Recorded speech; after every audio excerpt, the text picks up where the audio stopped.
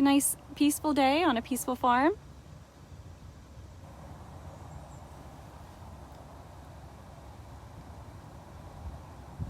Welcome.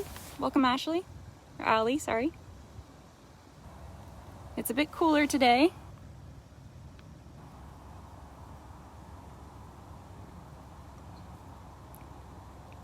We had some rain yesterday, but it's just been cloudy so far today.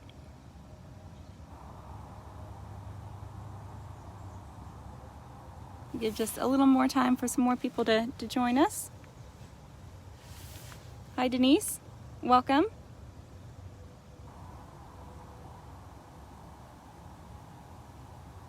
And thank you all so much for your support in these live tours. You guys have been great. Of course, we wish we could welcome you all in person, but we're happy to show you around here virtually. Hi, Mildred. So welcome, guys, to our, well, we refer to this farm as our Matriarchs and Maidens farm. This is our second mare facility that we have here in Kentucky. We're just going to take a drive and see some of the horses out in their paddocks. So let's head out.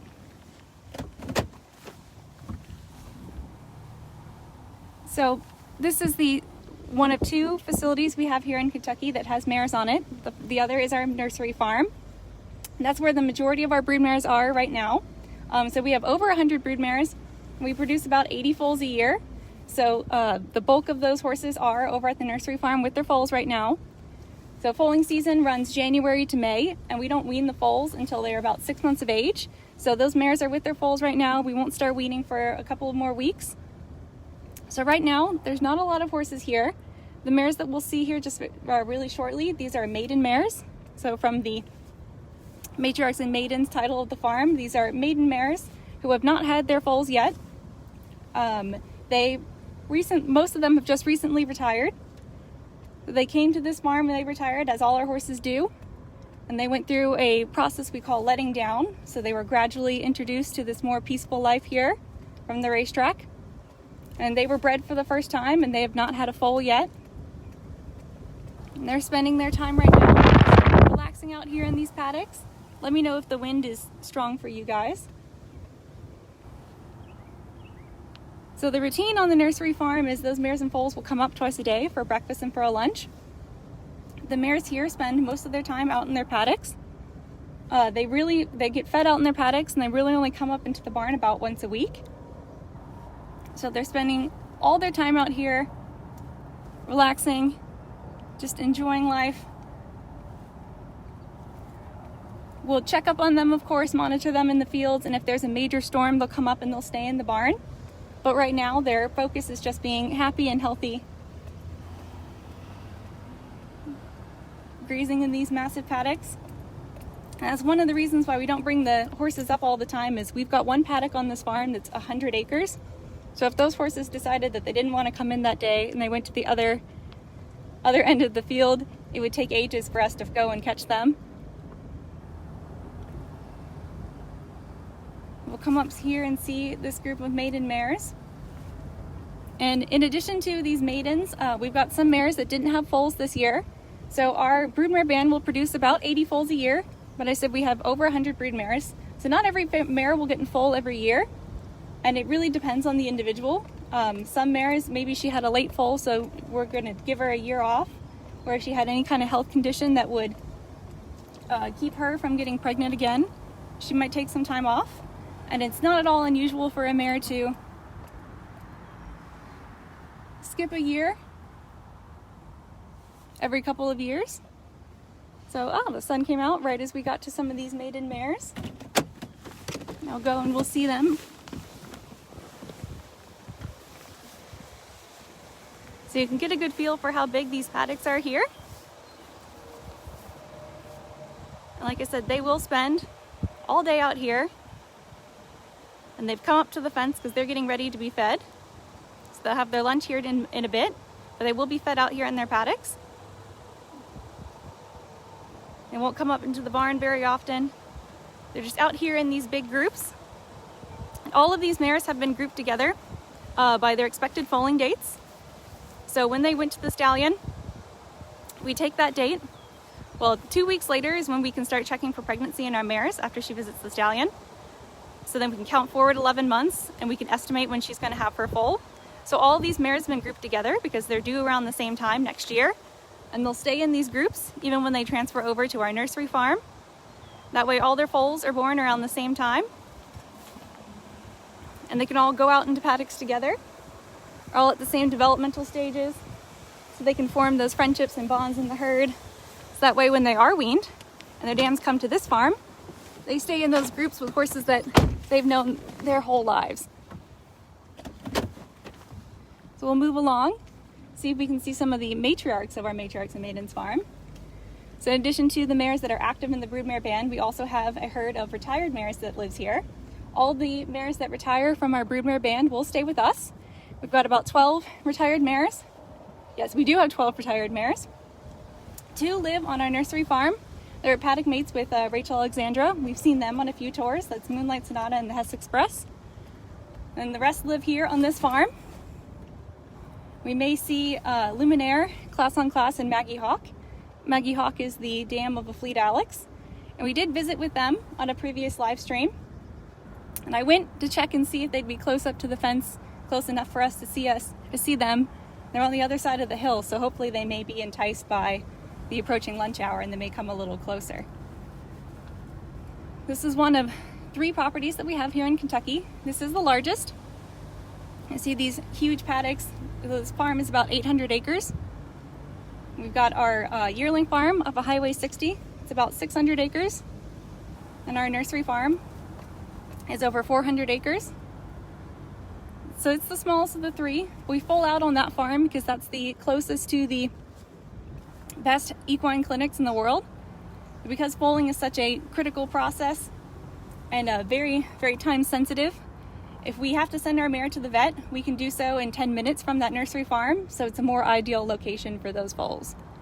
And you can see here we've got all this land, and when our foals are first born, they're not quite ready to go out into these large paddocks. So they'll go out to smaller paddocks and they'll slowly mature into the larger fields. They'll go out into small paddocks and bond with their mares. They'll be introduced to another mare and foal, start forming those bonds in the herd, and then they'll graduate to the big fields. They're not quite as big as these. Those are about 20 acres versus these. Some of these paddocks are 40 to 50 acres.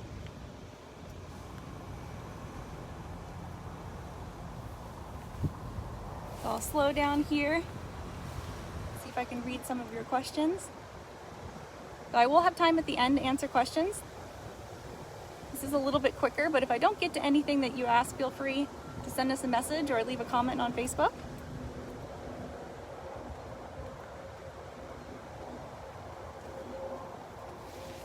So when fillies retire from our racing stable, they'll come here and they'll go to these medium-sized paddocks, relax into their second careers.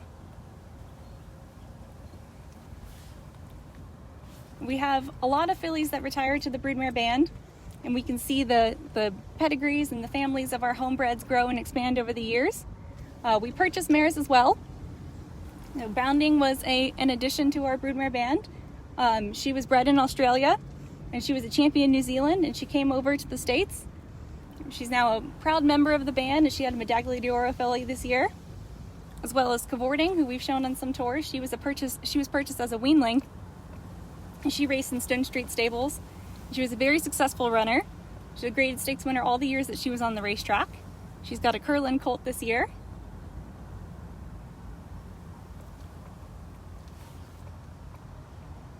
So we'll come along here, see if we can get a glimpse of some of our retired mares.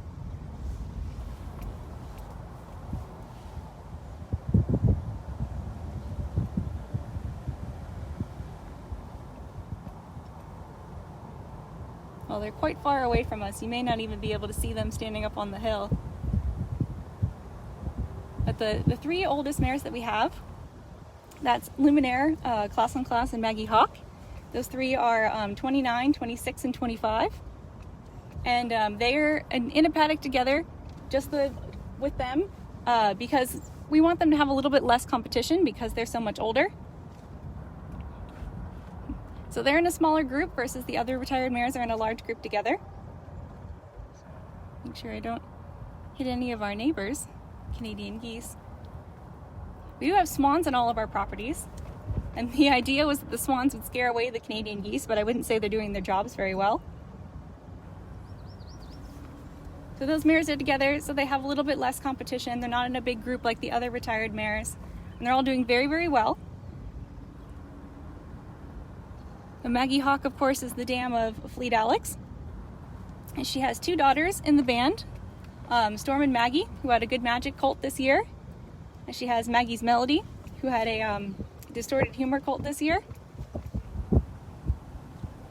We haven't shown their foals on a live stream, but you can see Maggie's Melody in foal on one of our previous visits to Barn 4. She had her foal in April.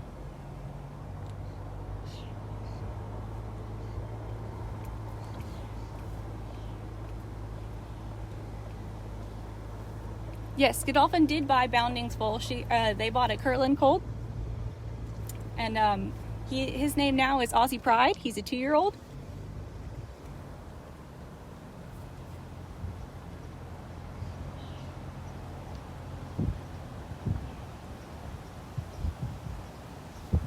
Now you can just barely see those mares up standing over there on the hill. We've got stalls for all these horses on the farm, if for whatever reason they need to come in to some serious weather. But really this is their everyday life. Just out in these beautiful paddocks, relaxing, grazing.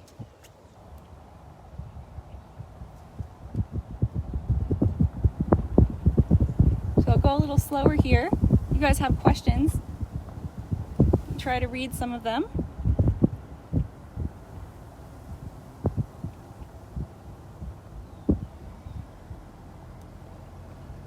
So it is a little cloudier today, but the weather is really nice. It's nice and cool. The horses, I think, appreciate cloudy weather.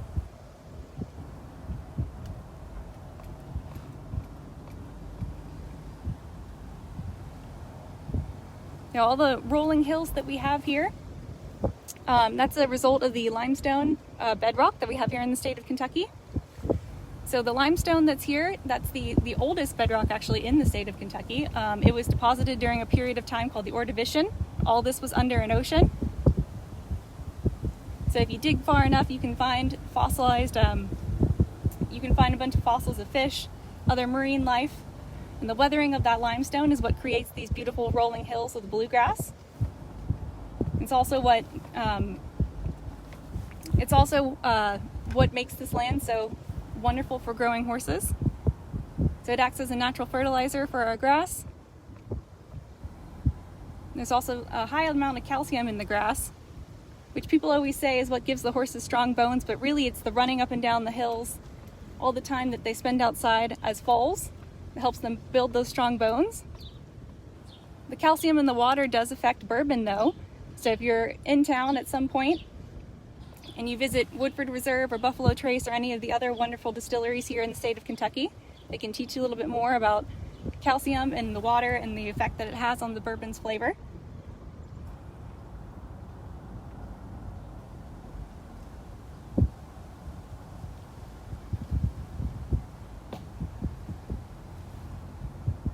Yes, Bounding was bred in Australia, so I believe that was the influence on the name.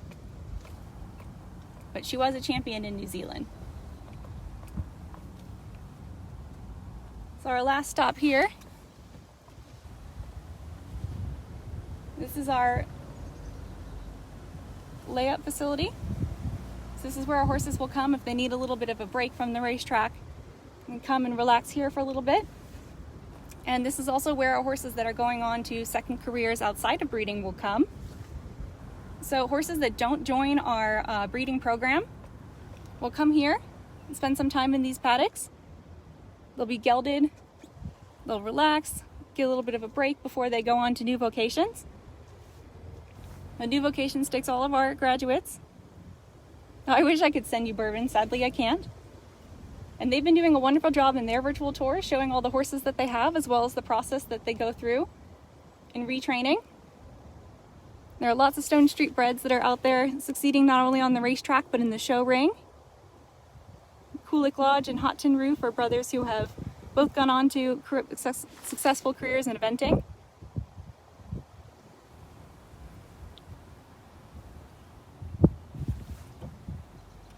So I'll come up here and end. If you guys have any last questions, I'll try to answer them. If there's anything I didn't get to, like I said, just send us a message. We'll be happy to answer your question.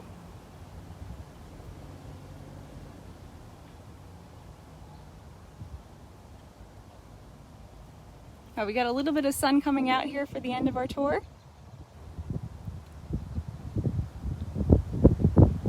So thank you guys so much for joining us. I hope you all enjoyed this tour. We've got our tour schedule up on our website, so if you want to check in and see what we've got going on for the rest of the week, stay up to date on what we do.